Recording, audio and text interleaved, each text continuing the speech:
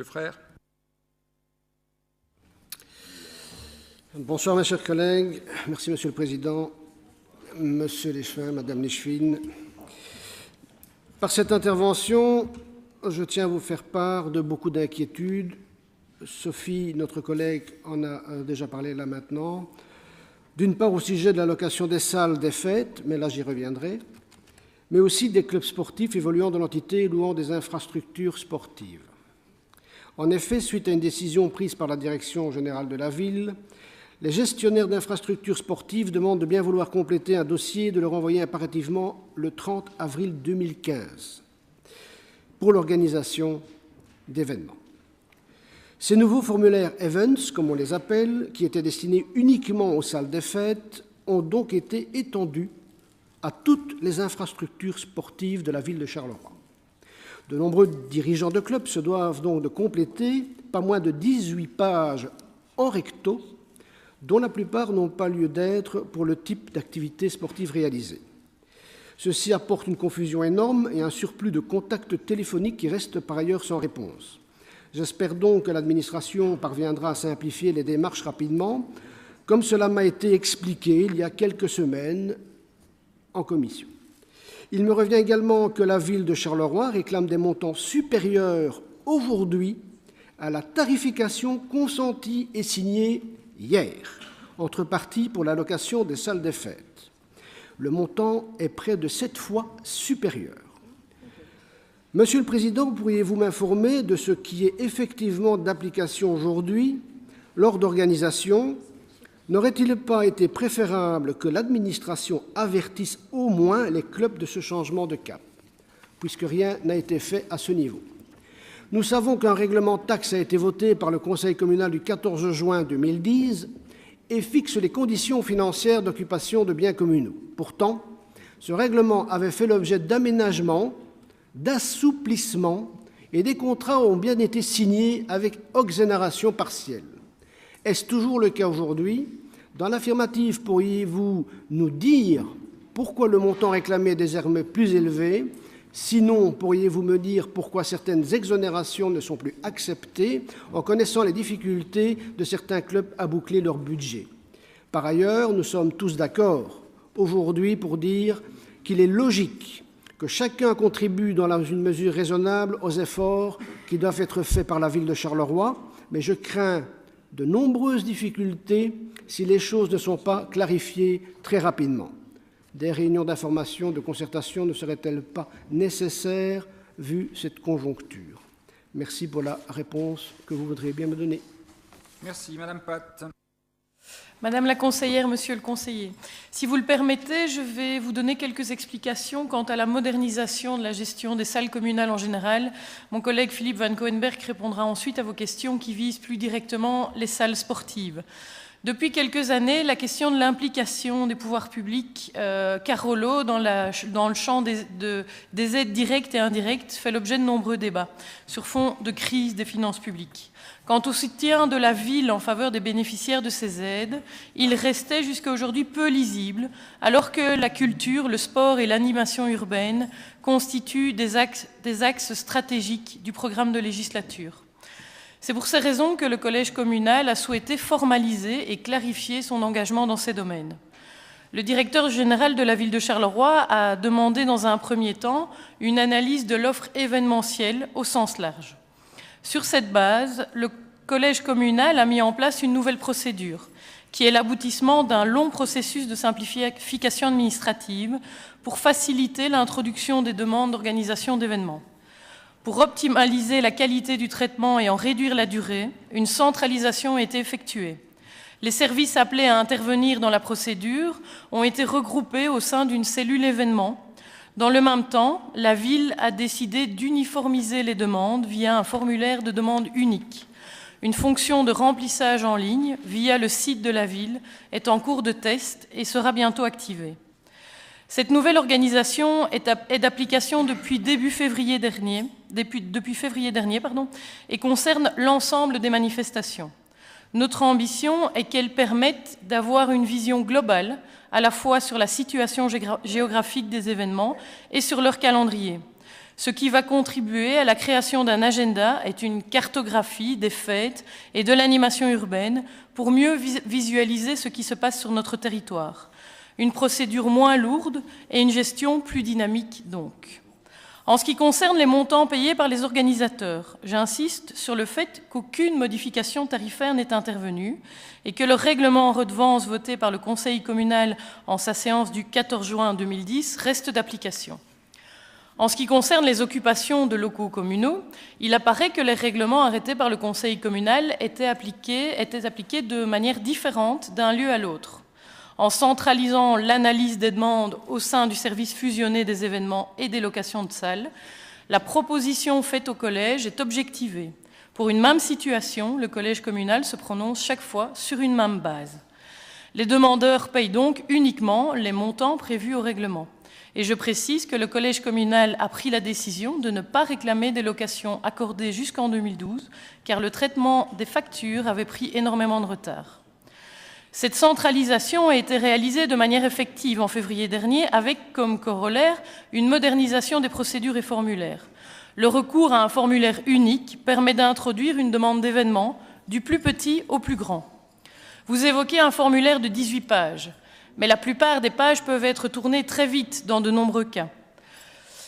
Un peu comme la déclaration d'impôt de 45 pages. Si vous n'avez pas de prêt hypothécaire, ne versez pas de pension alimentaire, ne possédez pas d'actions ni obligations, si vous ne versez pas, si vous n'avez ni résidence secondaire ni personnel domestique, si vous ne déclarez ni frais réels, ni revenus d'administrateur de société, etc., etc., cela ne vous prendra que 5 minutes. C'est la même formule qui est adoptée pour ce formulaire unique. Ce formulaire unique qui permet par contre de garantir au demandeur que tous les volets de son événement, la mise à disposition de matériel, la location d'une salle, des prestations des services de sécurité ou de propreté, sont bien pris en compte par la ville. Notre volonté est également de mettre fin au parcours du combattant que décriait votre collègue Luc Parmentier dans une question écrite qu'il m'a adressée sur le sujet il y a quelques semaines. Tant les contacts à nouer et les démarches à entreprendre étaient nombreuses et dispersées. Le monde déteste le changement, c'est pourtant la seule chose qui lui a permis de progresser, écrivait Charles Franklin Kettering. Nous souhaitons changer les choses pour les rendre à la fois objectives, lisibles et transparentes pour tous les acteurs de la vie associative Carolo. Pour que votre information soit complète, sachez que des groupes de travail se réunissent actuellement autour de nouveaux règlements qui devraient bientôt compléter la réorganisation. Et soyez certains que je veille personnellement à garantir le soutien de la ville aux activités citoyennes et associatives qui sont indispensables pour la cohésion sociale et la dynamisation de nos quartiers. Le tout en établissant des règles à la fois généreuses, mais également équitables et responsables. Je cède la parole à mon collègue Philippe Van Coenberg. Merci Madame Lichvin. Madame la conseillère, Monsieur le conseiller, comme l'a dit ma collègue, la création d'un service centralisé pour les événements et notamment la centralisation du traitement des demandes de mise à disposition des salles constitue la première mesure du plan de gestion actualisé que le Conseil communal du 17 décembre 2014 a adopté. Cette mesure de réorganisation administrative ne concerne pas le règlement communal et ses dispositions tarifaires de mise à disposition des salles. Ces derniers, par contre, ont été adoptés par le Conseil communal du 14/6/2010. Comme pour tout changement dans une organisation, des adaptations devront être prévues pour coller davantage à la réalité d'aujourd'hui. Un de ces changements concerne le formulaire que tout demandeur doit compléter pour occuper une salle communale. Une nouvelle version plus light sera bientôt disponible et il sera même possible de la compléter en ligne. Cette démarche administrative restera cependant obligatoire car elle vise à garantir une occupation des lieux publics en toute sécurité. Quant aux modalités de réservation des salles et aux conditions tarifaires, je me répète, elles restent identiques et respectent les dispositions du règlement de 2010. La seule chose qui change, c'est la gestion centralisée des demandes.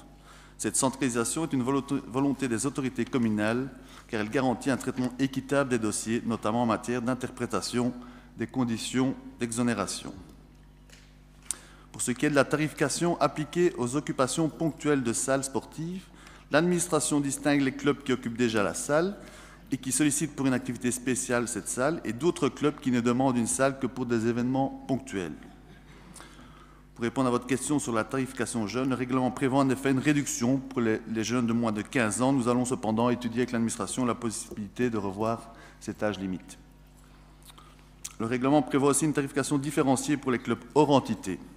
Pour ce faire, l'administration se base sur l'adresse du siège social. Cette mesure, qui existe dans d'autres règlements communaux, vise à privilégier nos clubs Carolo, car nos complexes, comme vous l'avez fait remarquer, sont fort sollicités. Preuve probablement que nos tarifs restent, malgré toutes vos remarques, assez attractifs, puisqu'il y a quasiment, je regarde les conseillers qui s'occupent plus particulièrement du sport, qui sont dans la commission sport, il y a quasiment plus de plages horaires allouées pour quel club qu'il soit qui arriverait sur l'entité. Voilà, j'espère avoir répondu à vos questions et me tiens à votre disposition pour un éclaircissement précis d'un ou l'autre demandeur ou sur un dossier précis, soit par une question écrite ou par un email. Je me ferai un plaisir de vous répondre. Je voudrais remercier évidemment pour les réponses. Moi, j'ai quand même un petit goût de trop peu parce que, bon, effectivement, nous avons des groupes de travail et je suis heureux de l'entendre. Ceci dit, quand on regarde la simplification administrative, moi, je ne suis pas convaincu.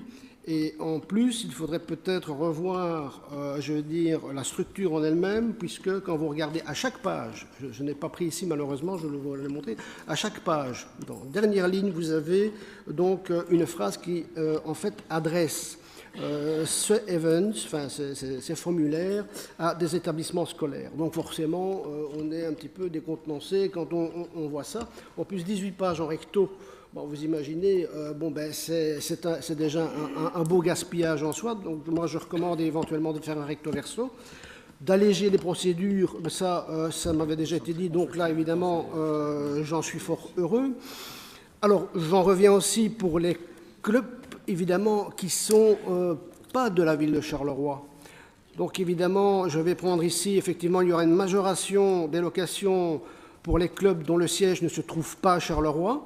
Mais je vais prendre un bête exemple, la Fédération de sauvetage qui forme et qui font passer l'examen à nos maîtres nageurs de la ville de Charleroi, possède son siège à Louvain-la-Neuve. C'est une fédération et non un club. Nos sauveteurs sont donc évalués par cette fédération. Cette fédération est née donc à Louvain-la-Neuve. Elle ne tient pas à avoir son siège à Charleroi, c'est compréhensible. Et donc, elle va voir donc ses locations majorées. Ils font ça le dimanche. Ils font ça donc au stade des Moyerneaux à Montigny-sur-Sambre. Avec la nouvelle mouture, cette fédération se verra réclamer, accrochez-vous, tenez-vous bien, 360 € par heure pour un couloir. J'ai bien dit 360 € par heure pour un couloir. Donc ça, c'est pour les clubs extra-Charleroi. Pour les clubs intra-Charleroi, alors que va-t-il se passer pour tous ces championnats où vous avez des matchs décalés, où vous avez des matchs remis? Donc là, vous devez, quand vous entrez votre formulaire Events, faire ça dans les 2 mois. Que va-t-il se passer pour les matchs amicaux? Puisque à l'heure actuelle, vous avez des matchs amicaux. Je ne peux pas m'exprimer, mais depuis le début du Conseil, je laisse tout le monde s'exprimer. D'accord. Toi qui le souhaites. Bien voilà. Donc je vais en des terminer. temps de parole à respecter. Si vous le D'accord. voulez. Je vais en terminer là. Je vais malgré tout revenir sur les 30 € qui avaient été réclamés en son temps par la ville jusqu'en 2013. J'ai la preuve ici, je peux encore bien vous le montrer. Il y a des montants de 30 € en exonération partielle et sans avoir averti les clubs, maintenant la ville réclame 7 fois plus. Voilà, merci.